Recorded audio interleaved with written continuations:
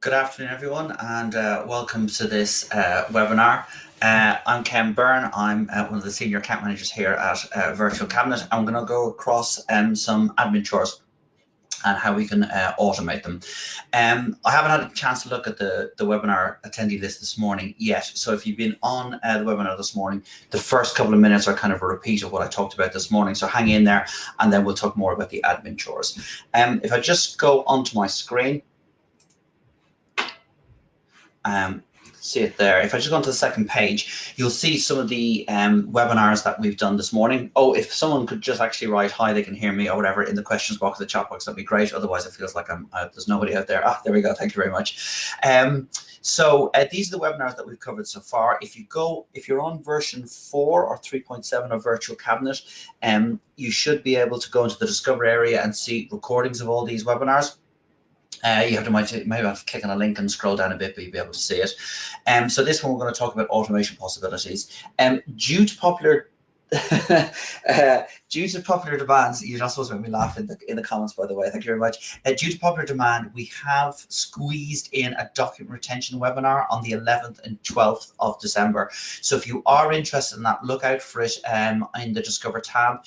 If you want us to send you a link, whatever, just write document retention, whatever, into the questions box, the chat box here, and we'll make a note to send it to you. So that is purely on the document retention module that we have in version 4, which is now fully released. And in fact, the latter bit of this webinar, actually, I talk a little bit about document retention, but I'm not going to go to it into it in any detail. Okay, today's webinar is not particularly visual, I'm afraid, because it's just kind of to talk about how we can structure and manage things.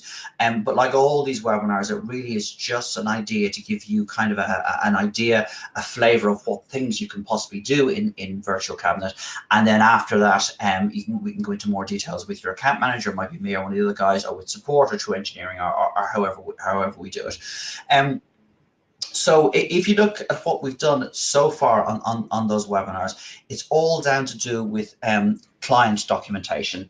So that is, reviewing, what software systems people use. So how do we get documents, what creates documents inside your organization? How do we get them into Virtual Cabinet?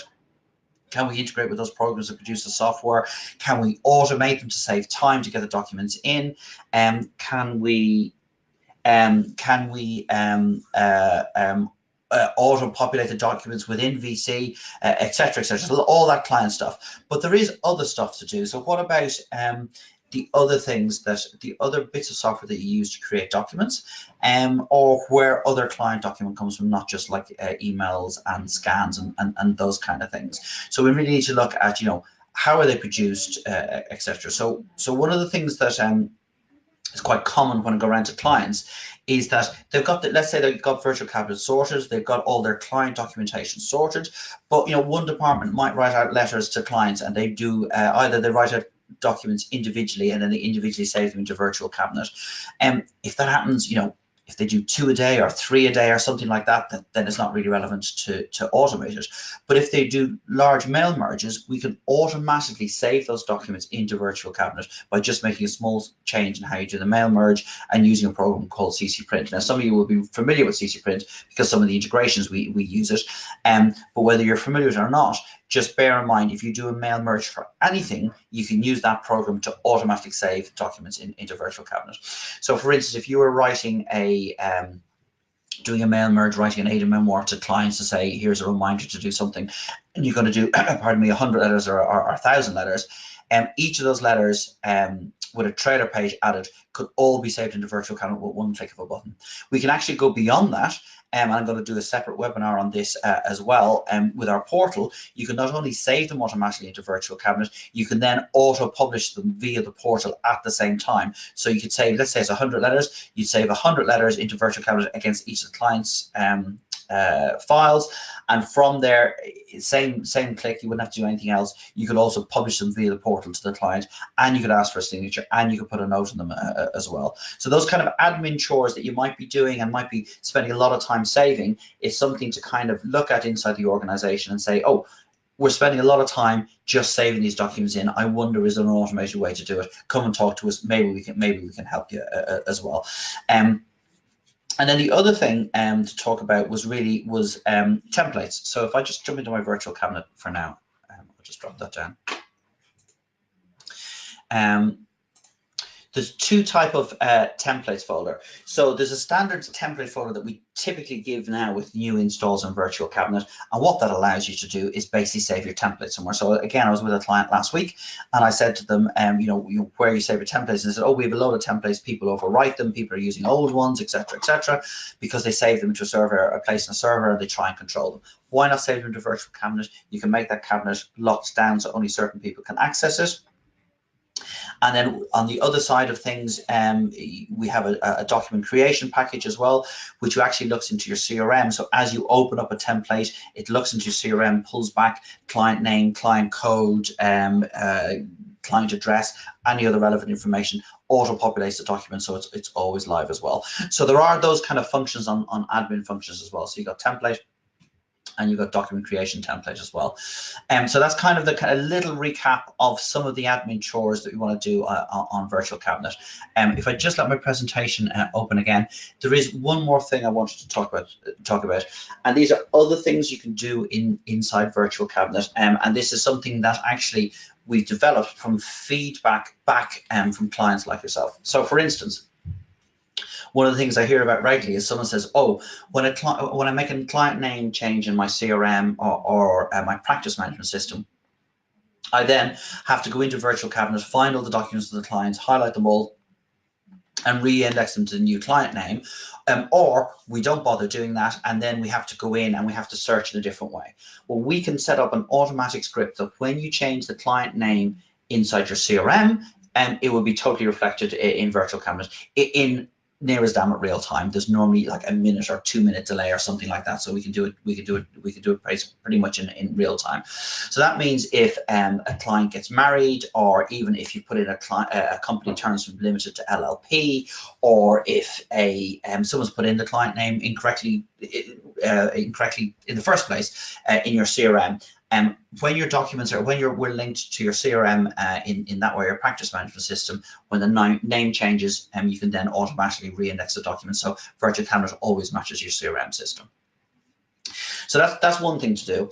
Then the other thing that we can talk about are things of having different cabinets. Now this morning on the webinar, I was talking a lot about having different cabinets within Virtual Cabinet itself. So not just a client cabinet, but you can have a cabinet for HR. You could have a cabinet for admin, maybe. You've got a cabinet for your office documents. You've got a cabinet specifically for partners, directors, etc. So we're still focusing on clients. But what do you do with your ex-client? So your client becomes an ex-client.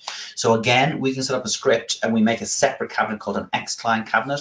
And so we set up a script that looks at your practice management system. And when a client becomes an ex-client, you put ZZ in front of the name or whatever, we spot that, we pick it up, and we take all the documents and put them into an ex-client cabinet. Again, that's done totally automatically. And then we can do the same with a prospect cabinet. So what if a client contacts you tomorrow and says, so potential client contacts you tomorrow says, I'd like you to be my client. They may send you some documentation. What do? Do you go to the bother of setting up in your CRM? Some CRMs do allow a prospect area. But again, what do you do with those documents? Again, if you set them up in your CRM, we can reflect that in Virtual Cabinet. If you don't, the prospect cabinet, you can add all the documents to there, manually put in the client name. If they become a client, you can then re-index them to whatever the account will be in your CRM. But also, if they don't become a client, which is more important, you've now got documentation held for a non-client of yours, so you need to apply a retention policy on that, and you can do that automatically as well. So as you see, we're blocking out different ways to be able to apply different retention policies and also apply different criteria to different cabinets. Now, the one on the top right there, the archive one, is quite an interesting one, and the next page kind of talks a little bit more from the IT perspective on that as well. But basically, everyone will have a current client cabinet. That's where all your documents are kept. But as you know, as time goes on, that cabinet becomes bigger and bigger. So if you're a relatively new client with us or a relatively small client with us, you may not have a lot of documents in there. But over time, when people do a search they just put in the client name, for instance, it's suddenly they get you know, greater than 1,000 documents reach or greater than 5,000 documents reach, etc. So they have to, you know, modify that search down to try and find the document you want. And so that can make all your search results slow. It can make the whole virtual cabinet slightly slowly, and also it's relatively annoying because most people want to see this year's and last year's documents. They don't really need to go and see it. So what we do is create a semi-archive cabinet. So when a document becomes 2 years old from the time it goes into virtual cabinet, we then put it into the semi-archive. So you do your search in your current documents. If you need to see something that's slightly older, you would do your search in your semi-archive cabinet. Same criteria, same things, but when maybe a document becomes 7 years old, it goes into the full archive. So that's the full archive, and that's another, that's a separate cabinet. So that keeps everything clean all the way. And then, as an example, I've picked, if you said my document retention policy is 7 years, when that document becomes 7 years old, it can either move to a to be destroyed cabinet, or you can apply a document retention policy to it as well. Okay, and also in this archive bit, when you become a new client, we often import a load of documents for you, which are really useful to get you up and running and started with virtual cabinet.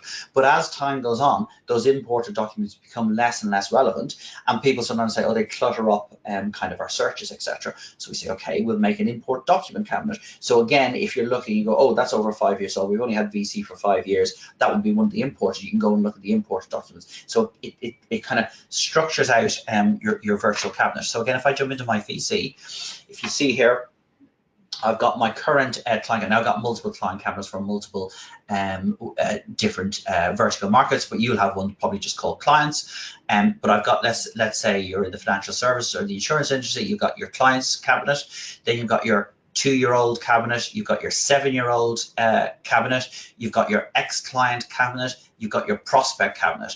You can still search across all cabinets if you want by just clicking up here on the top across the virtual cabinet, and that will search across all cabinets that you've got access to according to your security profile and that kind of stuff. But at the same time, it makes all your searches easy. Most people will live in your main client cabinet. They will look it up. They will find the documents that they need to find. They'll manipulate them, send them, review them, that's fine.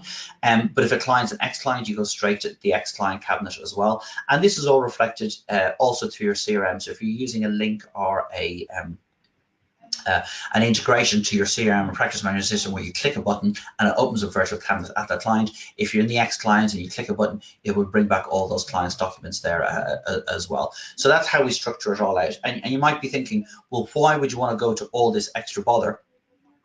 Well, this is kind of the reason why you'd want to go to the extra bother of doing this. Let's just let the PowerPoint jump up. So what can happen is that if, oh, go back to here. So what can happen if you think about all these cabinets is that if you think about just even this, I've done this graph, by the way, it's kind of a snapshot representative of what might be out in the world. Every single client is different. So if we said this is your main active client cabinet and it took up 250 megabytes or whatever, it could up to 500 gigabytes, it could be a terabyte, whatever. It's just, again, as a reference, as a ratio to each one. So we would set up an active client cabinet.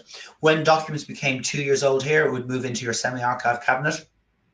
And when documents came over 7 years old, it would move into your full archive. And then at a point in time where you decided, you would apply a destroy, so you can manually go in and destroy all the documents on a regular basis to keep everything clean. Or you could use your document retention policy that's going to be in version 4 to actually do that automatically for you. Okay, so what that means is if you put each of those cabinets on a different file store, so this is from your IT infrastructure demand, it means you wouldn't suddenly get to a client cabinet that's suddenly 2 terabytes or 4 terabytes that you've got to buy a new disk for and move everything across to it, and it takes a lot of time, etc. You would manage your IT infrastructure really well. So for your IT people, etc., this is a much more easily manageable situation. I've stuck the imported documents here on a separate file store, on a separate cabinet as well. You could do this for prospects, you could do this for ex-clients as well. And because you've got that structure all the way across your virtual cabinet, you now also have a structure of where you can easily apply a document retention policy. So for instance, your ex-clients, you might say absolutely ex-clients, I legally only have to hold those documents for 5 years, 7 years, 12 years, whatever it is. You'll apply that document retention policy because they're no longer a client of yours. For which your existing clients, you might say, actually, I want to keep all their documents for 10 years, 20 years, whatever. You can do that. The same might happen with a prospect cabinet. You might say, actually, if that prospect doesn't become a client within 6 months because of GDPR, I shouldn't be holding documents of mine. I've got no reason to hold them. I'll destroy them after 6 months, etc. So all this structure, all this admin functions are available to you within Virtual Cabinet. Now, what I would say, most clients come to us and actually use engineering to start setting all this up. You may be able to set up your cabinets yourself, but to set up the scripts to actually take the documents and move them across, you won't be able to. By the way, I put destroy here on the right hand side because it came out really badly, the little screen grab I did, but there is, as you know, there is delete and destroy available in Virtual Cabinet, and in Virtual 4.0, version 4.0, there's the document retention module in there as well. So why again do all this? Well, as I said, partly it's to keep your virtual cabinet searches nice and clean and fast, and it's partly as also to manage all your documents throughout your organization. So if you look at the earlier, or listen to the earlier webinar I had today, which I'm repeating tomorrow morning, and this one, where you're actually saying, I'm not just doing this on clients, but I'm doing this about all documents throughout my organization, and all my documents throughout my organization. If I just jump back to virtual cabinet, such as my HR files, such as my internal accounts, such as my sales and purchases, such as my company files and my buildings insurance, building lease, etc. And put them into Virtual Cabinet and apply a retention policy across them. You keep everything incredibly neat and incredibly tidy as well. Thanks for some of the questions that popped in there. I think I answered them as we went through all this. At the back of all this, you've still got the advantages of Virtual Cabinet. You've still got a full audit trail. It's controlled. All the information is centralized. It's secure. And the thing is, you've all got this solution at your fingertips. It's all there sitting. You're all there using it every day. And to be fair, our business development guys, when they go and see a potentially new client, they haven't really got the time to go into this.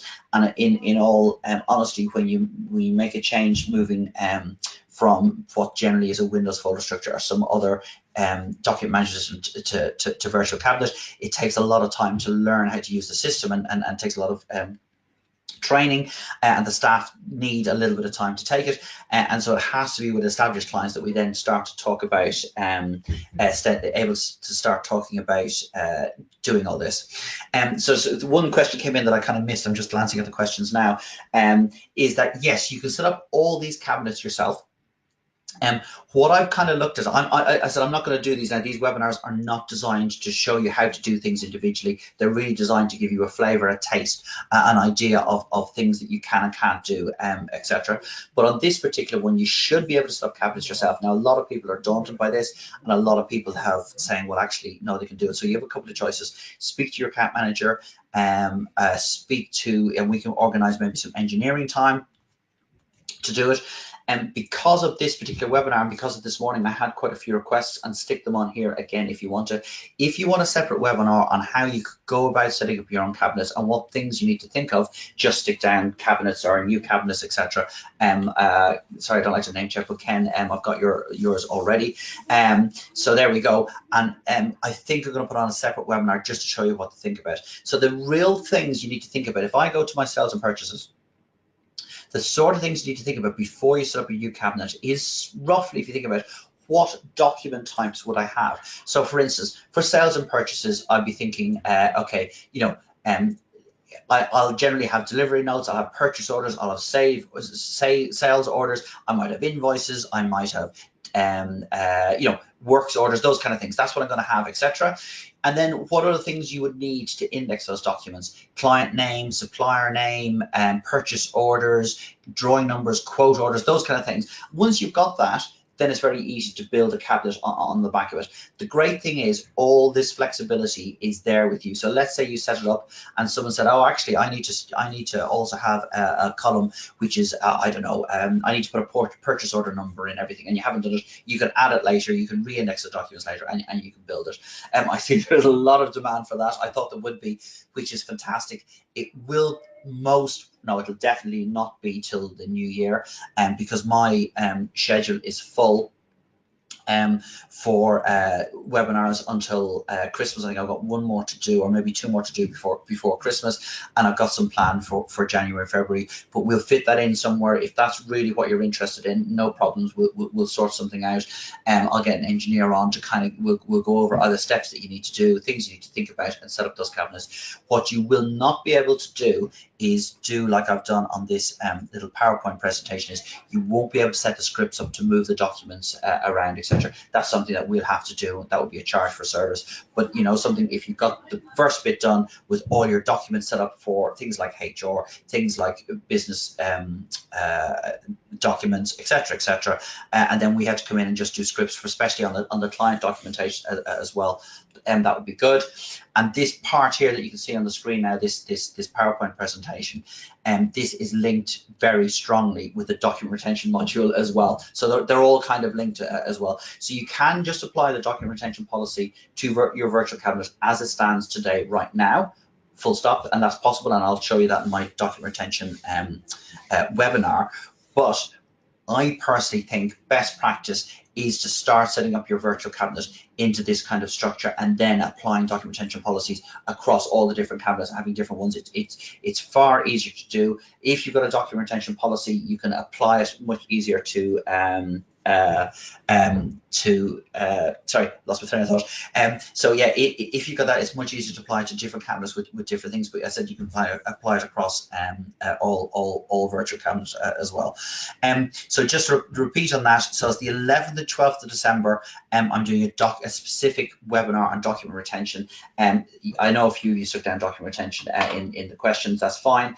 We'll make a note of it. We'll send you the information. Yeah. So at its back end, virtual cabinet is an SQL database. So if you know a little bit about SQL, you're absolutely fine. And I found it funny enough, in one of the earlier webinars, someone asked a very geeky question, and I said, well, look, that's because when you do a search in SQL, this is what it returns. And I went, oh, okay, great. So at its back end, virtual cabinet is an SQL, and then obviously the virtual cabinet itself that you see, the front end, is our proprietary software to be able to display those documents easily.